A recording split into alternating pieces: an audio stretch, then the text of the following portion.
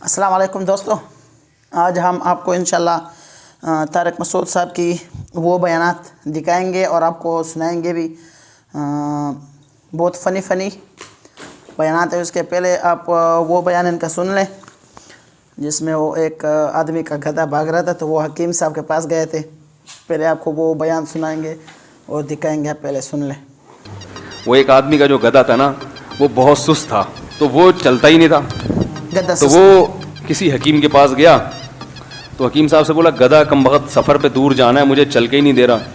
تو حکیم صاحب نے کہا اچھا ٹھیک ہے، لال مرچیں دے دیں اس کو بتائے بغیر، اور بولا کہ یہ تھوڑی سی لگا دو۔ اس نے وہ گدھے کے دم اٹھائی، مرچیں لگا دی۔ گدھا اتنی اسپیڈ سے بھاگا کہ گدھا آگے اور یہ پیچھے۔ اب یہ گدھے کے پیچھے پیچھے بھاگ رہا ہے اور گدھا بہت آگے نکل گیا۔ اب یہ پریشان کہ یار یہ تو مجھ سے بھی زیادہ تیز اسپیڈ ہو گئی، پکڑے گا کون اس کو؟ آگے گیا، ایک اور حکیم صاحب بیٹھے ہوئے تھے، ان سے جا کے کہنے لگا کہ حکیم صاحب میں نے ایک پچھلے حکیم صاحب سے ایک چورن لیا تھا، انہوں نے لگایا، وہ مجھ سے بھی آگے نکل گیا، میں کیا کروں؟ حکیم صاحب نے کہا کہ بھائی تھوڑے سے اپنا بھی لگا لو۔ اس نے غلطی یہ کی کہ جتنی مقدار میں گدھے کے لگا تھا اتنی ہی مقدار میں اپنے لگا لیا، تو ان کی بھی اسپیڈ بڑھ گئی۔ اب گدھے کا تو آگے جا کے ختم ہو گیا نا، ان کا بھی باقی تھا، تو یہ بھاگتا ہوا جا رہا ہے، لوگوں سے کہہ رہے اس کو پکڑ کے رکھو، میں ابھی واپس آ رہا ہوں۔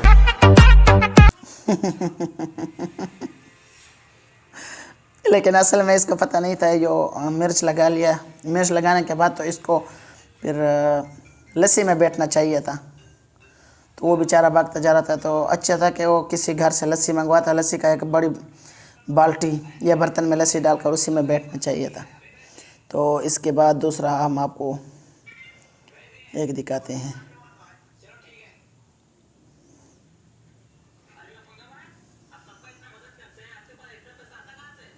جیسے ایک دو نمبر مولوی صاحب تھے بدعتی، وہ تقریر کرتے تھے چوری حرام چوری حرام چوری حرام۔ ایک دن ان کے گھر میں کھانا نہیں، تو ان کی بیوی نے کہا کیا کروں بھائی؟ انہوں نے کہا پڑوسی کی مرغی چوری کر لوں۔ انہوں نے کہا بھائی پڑوسیوں کے آپ تو خود چوری کے خلاف بیان کرتے ہیں۔ اس نے کہا بھائی ہم شوربے سے لگا کے کھا لیں گے، بوٹیاں چوری کی تو بوٹیاں ہوں گی نا، بوٹیاں نہیں کھائیں گے ہم۔ اب ان کی بیگم نے سالن پکایا اور دیگچی کو انڈیلنے لگی تاکہ شوربہ آئے، اور بوٹیوں کو چمچ سے پیچھے کرنے لگی۔ تو یہ کہتے ہیں بھائی جو خود سے آئے آنے دے۔ ہاں، جو بوٹی خود سے آئے تو اس کو آنے دے۔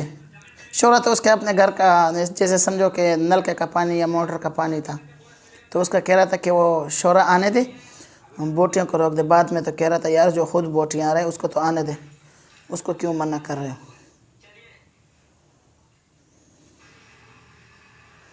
تو ہم آپ کو ابھی ایک دوسرا اس کا بیان سنائیں گے جس نے تعلیم پر افسوس کیا کہ یہ کیسے تعلیم ہے۔ مجھے خدا کی قسم پنجاب میں کو ایجوکیشن دیکھ کر افسوس نہیں ہوتا، سندھ میں کو ایجوکیشن دیکھ کر افسوس نہیں ہوتا، جب میں کے پی کے جاتا ہوں، پشاور جاتا ہوں، وہاں کو ایجوکیشن دیکھ کر دل خون کے آنسو ہوتا ہے۔ ہماری پٹھان قوم جس کی غیرت کی مثالیں اور داستانیں، جن کی عورتوں کے ناخن دیکھنا ناممکن تھا، کیسے نئی نسل کو جوان لڑکے لڑکیوں کو ایک ہی ڈیسک پہ بٹھا کے پڑھایا جا رہا ہے۔ یہ نسل برباد ہو جائے گی، اگلی نسل اس میں وہ غیرت اور حمیت ختم ہو جائے گی۔ بچاؤ بھائی اس کو، خدا کے لیے دینی تنظیمیں آواز اٹھائیں، ہمیں کو ایجوکیشن سسٹم نہیں چاہیے۔ اگر ہماری دینی تنظیمیں اس پر دھرنے دے دیتی کہ ایک لا پاس کر دو، کو ایجوکیشن کو ختم کر دو، خدا کی قسم سب سے پہلے میں آواز اٹھاتا آپ کے حق میں۔ تو اب ہم آپ کو دوسرا چلا دیتے ہیں۔ یہ تو ایجوکیشن کے بارے میں تھا کہ جو کے پی کے میں ایجوکیشن کے بارے میں کہتے ہیں کہ میں نے جب دیکھ لیا تو مجھے بڑا افسوس ہو گیا۔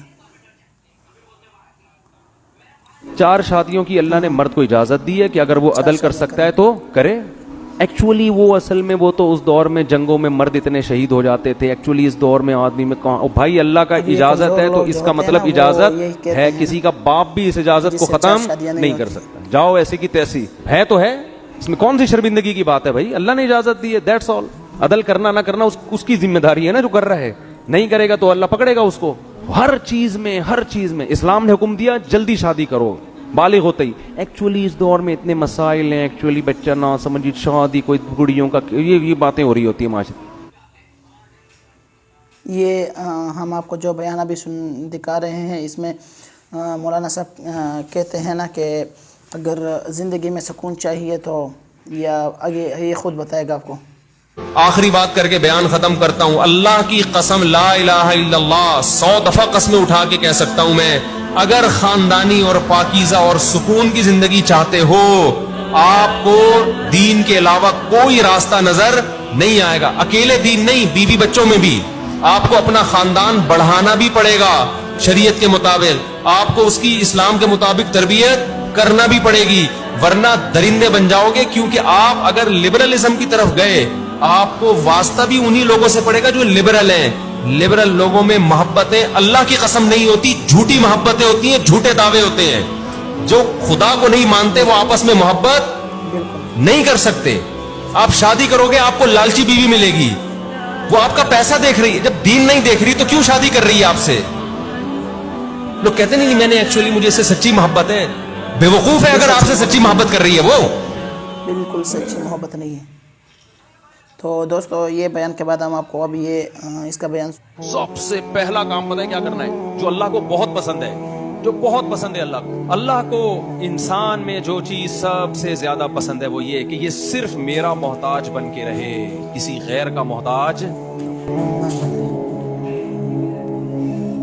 بالکل مفتی صاحب کا بہت بہترین بیان تھا یہ. تو اس کے بعد ہم آپ کو جو بیان سنانے جا رہے ہیں انشاءاللہ یہ آپ کو بڑا پسند آئے گا. تین چیزوں پہ پیسہ خرچ کرو. 3 چیزوں میں حدیث میں آتا ہے. ویسے تو ایک چیز اور بھی ہے, خوراک بھی ہے, لیکن نبی صلی اللہ علیہ وسلم نے اس کا تذکرہ اس لیے نہیں فرمایا کہ اس زمانے میں اچھی خوراکیں ہی کھائی جاتی تھیں, گندی خوراکوں کا تصور تھا نہیں. تو پہلی چیز ہے سواری. سواری کون سی ہونی چاہیے؟ خاندانی. دوسری چیز ہے گھر. تیسری چیز ہے بیوی. سمجھتے ہو, کنجوسی کی وجہ سے خراب رشتے پہ سمجھوتا. اگر لڑکی اچھی ہے, خاندانی ہے, مہر زیادہ مانگ رہے ہیں, کوئی بات نہیں, گاڑی بیچ کے مہر دے دو. اچھا رشتہ اگر مل رہا ہے خاندانی, اگر مہر زیادہ مانگ رہے ہیں تو اس معاملے میں کنجوسی. ٹھیک ہے جی. تو انشاءاللہ آپ کو ویڈیو پسند آئی ہوگی تو ویڈیو کو لائک کرنا ہے اور چینل کو سبسکرائب کرنا.